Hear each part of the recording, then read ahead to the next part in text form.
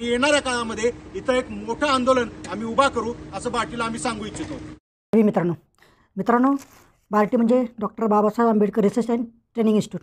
ह्या बार्टीने समान धोरण या नावाखाली विद्यार्थ्यांवरती अन्याय चालू केलेला आहे। म्हणजे जे निम्न प्रशिक्षण घेणारे विद्यार्थी आहेत, जसे की पोलीस भरती असेल, बँकिंग असेल, SEAC असेल, MPSC असेल, त्यांनी उच्च प्रशिक्षण म्हणजे जसे की UPSC ह्यासाठी पात्र नसतील। म्हणजे अगोदर जे दुबार विद्यार्थी निवडले जायचे ते आता बार्टीने बंद केलेले आहेत।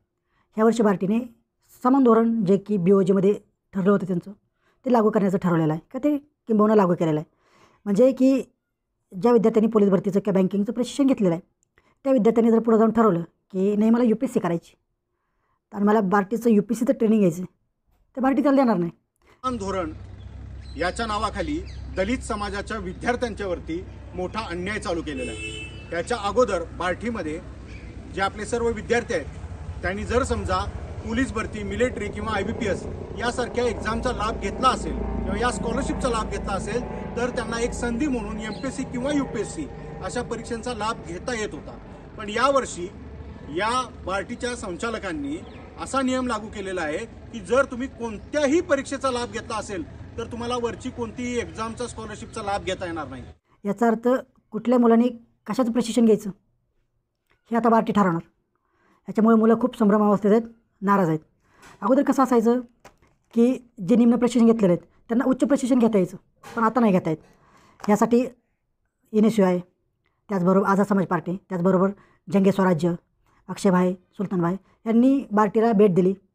बार्टीचे महासंचालक माननीय वारे सर यांच्याशी चर्चा केली, त्यांना हा विषय सांगितला। ह्या विषयाबद्दल त्यांना निवेदनही दिलं, पण त्यांच्याकडून असे काही ठोस पावले उचलण्यात आले नव्हते। अक्षयभाईने त्यावेळेस निवेदनामध्ये असंही सांगितलं होतं की 21 तारीख ते 27 तारीख ही जी डॉक्युमेंट व्हेरिफिकेशन आहे जे की 2024-25च्या ॲडसाठी आहे ते डॉक्युमेंट व्हेरिफिकेशन तात्पुरतं थांबवण्यात यावं आणि हा जो विषय आहे तो विषय आधी पहिला मार्गी लावण्यात यावा, त्यानंतर ते डॉक्युमेंट व्हेरिफिकेशन घ्यावं। तर बार्टी हे अनुसूचित जातीचं प्रतिनिधित्व करते, TRT आहे अनुसूचित जमातीचं प्रतिनिधित्व करते, जी आपली सारथी आहे हे मराठा समाजाचं प्रतिनिधित्व करते आणि जी महाज्योती आहे ती OBC या समाजाचं प्रतिनिधित्व करते। आता हा प्रत्येक समाज हा वेगवेगळा आहे, या समाजाच्या गरजा वेगवेगळ्या आहेत, या समाजाचे प्रश्न वेगवेगळे आहेत। असं असताना जर याचे प्रश्न वेगळे असतील समाजाचे तर ह्याचे सोल्युशन वेगळे असायला पाहिजेत। ह्याच्या गरजा वेगळ्या आहेत तर ह्यांची धोरणं सेम कशा असू शकतात हाही प्रश्न अक्षयभाईंनी विचारला होता। मित्रांनो, हे असं झालं की एखादा समाज त्याला भाकरीचा प्रश्न मिटलेला आहे, तो आता समाज एखाद्या खेळामध्ये तयारी करत असेल आणि एखाद्या समाजाचा तो भाकरीचाच प्रश्न मिटला नसेल तर ज्या समाजाचा भाकरीचाच प्रश्न मिटला नाही त्या समाजाने भाकरीचा प्रश्न बाजूला ठेवून खेळाकडे वळावं असं कसं शक्य आहे का? नाही। म्हणजे प्रत्येक समाजाचा जर का प्रश्न वेगळे असतील तर त्यांचं सोल्युशन नक्कीच वेगळं असायला पाहिजे, त्यांच्या गरजा वेगळ्या असतील तर त्यांची धोरणं वेगळीच असायला पाहिजेत।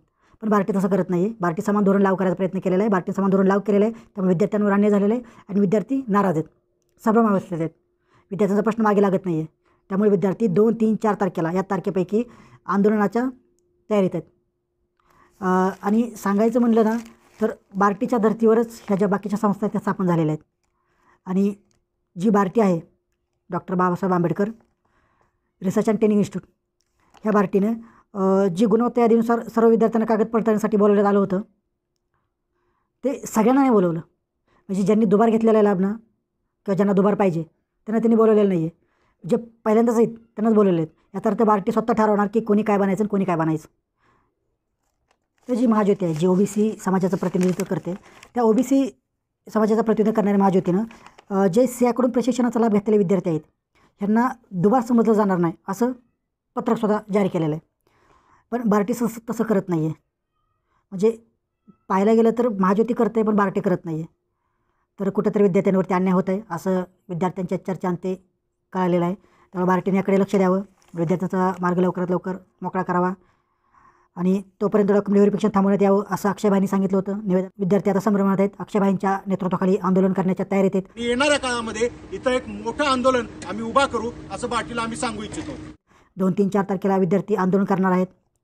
त्यामुळं जे काही म्हणजे जे काही गुणवत्ता यादीनुसार जे विद्यार्थी पात्र झालेले आहेत त्या सर्वांना बार्टीनं बोलावून घ्यावं, त्या सर्वांना मेल करून डॉक्युमेंट व्हेरिफिकेशनसाठी घ्यावं आणि जो लोअर टू अप्पर असा लाभ पूर्वी दिला जात होता तो लाभ कंटिन्यू करण्यात यावा। म्हणजे जसं की बँकिंग, जसं की पोलीस भरती जसं की MPSC ज्यांनी घेतलेला आहे त्यांना UPSCचा लाभ देण्यात यावा, ज्यांनी CACचं घेतलेला आहे त्यांना UPSCचा लाभ देण्यात यावा, जेणेकरून विद्यार्थ्यांमध्ये जी नाराजी आहे ती नाराजी राहणार नाही. आणि काही विद्यार्थ्यांमध्ये अशी चर्चा दिसत होती की जे दुबार नाही आहेत ते आपलेच विद्यार्थी आहेत, ती आपलीच मुलं आहेत, ती अनुसूचित जातीतलीच मुलं आहेत आणि तरी दुबार विद्यार्थ्यांनाच का द्यावा.